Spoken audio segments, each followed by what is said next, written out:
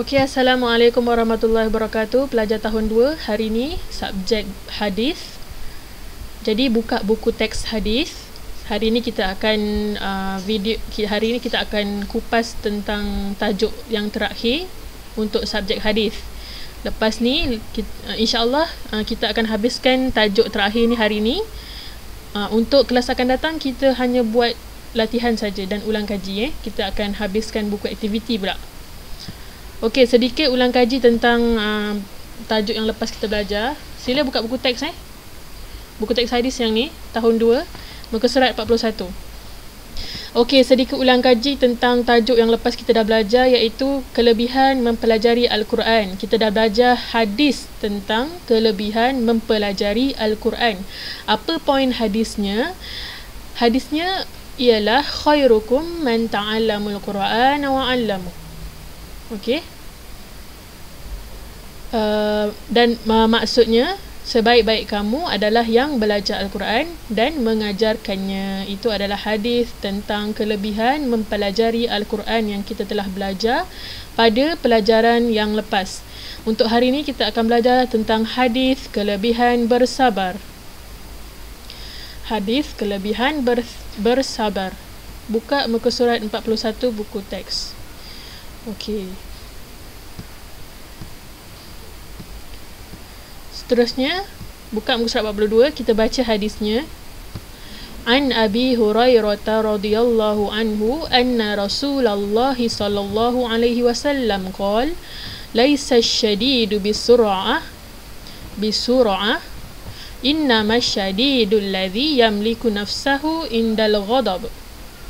Rawahul Bukhari. Maksudnya daripada Abu Hurairah radhiyallahu anhu, dia berkata, sesungguhnya Rasulullah sallallahu alaihi wasallam telah bersabda, orang yang paling gagah bukanlah orang yang kuat berlawan, tapi orang yang paling gagah ialah orang yang dapat menguasai dirinya seketika sedang marah. Riwayat Bukhari. Okey, kat sini adalah satu petikan hadis tentang sabar, kelebihan bersabar. Apa yang Rasulullah sallallahu alaihi wasallam cakap tentang orang yang sabar? Orang yang bersabar, yang dapat tahan diri, yang dapat kawal diri ketika marah adalah orang yang paling kuat. Orang yang paling kuat bukan orang yang badan dia katang, bukan sebab badan dia berotot dia kuat, bukan orang yang kuat tu orang yang boleh angkat berat, bukan orang yang kuat orang yang boleh cakap lantang, berani, bukan. Nabi kata orang yang paling kuat adalah orang yang boleh tahan diri dia daripada marah. Ketika dia marah, dia boleh kontrol diri dia boleh handle diri dia boleh kawal amarah dia. Itu adalah orang yang paling kuat. Kenapa? Sebab amarah, bila kita tengah marah, di mana diri kita tengah marah adalah situasi yang paling susah kita nak kontrol diri kita. Bila kita tengah marah, kontrol ataupun kawal daripada apa? Bila kita marah, kita akan bila kita terlalu marah, kita boleh mencarut, kita boleh rosakkan barang, kita boleh memaki hamun, menyakitkan orang dengan kata-kata kita bila kita tengah marah. Jadi orang yang paling kuat adalah orang yang boleh tahan diri dia daripada marah, boleh kontrol diri dia ketika marah. Bila dia tengah marah sangat, orang buat dia sampai dia marah, tapi dia diam, dia tak cakap apa-apa. Itu adalah orang yang paling kuat. Nabi cakap, bukan saya cakap, Nabi cakap. Bukan orang yang kuat bertumbuk, bukan. Itu bukan orang yang kuat. Okey, tapi orang yang kuat adalah orang yang boleh sabar masa marah. Okey, itu adalah salah satu kelebihan bersabar. Okey, mari hafaz. An Abi Hurairah radhiyallahu anhu, maksudnya daripada Abu Hurairah. Abu Hurairah ni adalah salah seorang sahabat Nabi Muhammad sallallahu alaihi wasallam. Anna Rasulullah sallallahu alaihi wasallam, sesungguhnya Rasulullah sallallahu alaihi wasallam telah qala, bersabda, laisa syadidu bisur'ah. Orang yang paling gagah, laisa syadid ni kuat ataupun gagah. Bisur'ah, yang paling kuat berlawan. Sura'ah ni orang yang kuat berlawan lah. Menang. Lawan je menang, bertumbuk. Okey.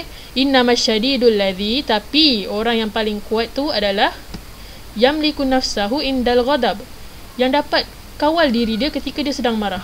Riwayat Bukhari. Okey, hafal ya hadisnya. Okey ni, baca dan faham. Anak murid ni tanya, hadis ini tentang apa Ustaz? Ustaz ni cakap, hadis ini menerangkan tentang sabar. Islam mengajar manusia bersabar dalam semua keadaan. Orang yang kuat di sisi Islam adalah orang yang paling dapat mengawal marah. Okey, mengawal ketika diri tengah marah. Jadi budak ni tanya, mengapa marah perlu dikawal Ustaz? Kenapa kita kena kawal marah kita? Ustaz ni jawab, sebab bila kita tengah marah, syaitan sangat senang untuk suruh kita buat benda-benda yang bukan-bukan. Orang marah, orang yang ketika marah, pernah dengar berita sekarang berita, kalau kita baca berita, ketika marah boleh membunuh, ketika marah boleh memukul, ketika marah boleh, orang yang tengah marah boleh buat benda-benda pelik-pelik, boleh bunuh diri pun ya. Orang tengah marah boleh rosakkan barang, harta benda. Ketika orang marah ni, orang marah pun boleh membunuh binatang, membunuh bayi. Itu adalah kesan daripada marah. Sebab marah ni daripada syaitan. Jadi bila kita marah, syaitan sangat senang untuk menghasut kita buat benda-benda yang tidak sepatutnya. Okey? Sebab tu Islam ajar kita untuk kawal marah kita. Ketika marah, Islam siap ajar lagi macam mana nak kawal marah. Jom kita tengok macam mana nak kawal marah. Okey? Okey, ini kita pergi ke jenis-jenis sabar dulu, muka surat 45. Jenis-jenis sabar yang pertama, ketika melaksanakan suruhan Allah dan Rasulnya. Contohnya, ni gambar orang ni tengah puasa. Jadi dalam puasa ni adalah satu ibadat yang disuruh oleh Allah Subhanahu Wa Taala untuk kita berpuasa. Jadi ini adalah satu ujian ataupun satu ujian yang Allah uji kita untuk lihat ketaatan kita, tahap ketaatan kita kepadanya. Jadi kita kena bersabar dengan apa-apa yang diperintahkan oleh Allah Subhanahu Wa Taala. Allah suruh solat, Allah suruh menutup aurat. Kita kena sabar. Bila orang lain semua buka aurat, kita tengok buat benda haram, kita kena sabar, kena tahan diri daripada buat benda haram. Itu maksudnya. Seterusnya, ketika menjauhi larangan agama. Ni macam Ustazah kata tadi, kita kena sabar.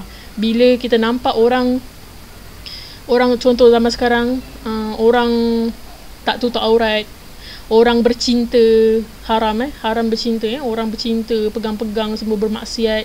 Orang-orang muda sekarang, kita sebagai orang biasa, kita pun akan terdetik nak juga macam orang tu. Itu adalah ujian. Jadi kita kena sabar untuk menjauhi apa yang Allah tak suka, apa yang agama tak kasih, apa yang agama haramkan. Itu adalah jenis sabar yang kedua. Kita tahan diri kita, kita sabar diri kita, sabarkan diri kita daripada melakukan dosa. Seterusnya, ketika ditimpa ujian dalam kehidupan, ini kalau termasuklah kematian ahli keluarga. Bila kita kematian ahli keluarga, kita kena sabar. Itu adalah jenis sabar yang ketiga. Bila kita ditimpa musibah, ditimpa kesusahan, kita tak ada duit ke, kita patah kaki, aksiden ke, itu adalah ujian. Kita diminta untuk bersabar dengan ujian tu. Orang yang sabar ni adalah orang yang paling kuat, dan Allah angkat darjat orang yang bersabar. Seterusnya, ini adalah kelebihan sifat sabar. Yang pertama, disukai Allah dan Rasulnya, disukai guru dan rakan, hidup menjadi tenang. Ini adalah kelebihan bersabar. Seterusnya, akibat tidak bersabar, dosa bertambah. Bila kita tak sabar, kita akan melakukan benda-benda yang tidak baik. Contohnya, kita melakukan maksiat sebab kita tak sabar. Kita tak sabar, kita buat maksiat. Ataupun kita marah-marah, kita maki hamun orang, jadi bertambah dosa. Berlaku pergaduhan dan disukai syaitan. Siapa yang untung?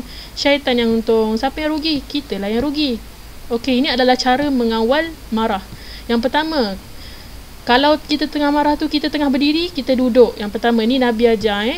Lepas tu, kalau kita tengah duduk, masa kita marah tu, kita tengah duduk, kita baring. Kalau kita tengah baring, kita marah lagi, kita ambil wuduk. Kalau marah lagi, kita solat 2 rakaat. Kalau marah lagi, kita minum air. Ini adalah antara cara-cara untuk mengawal marah. Jika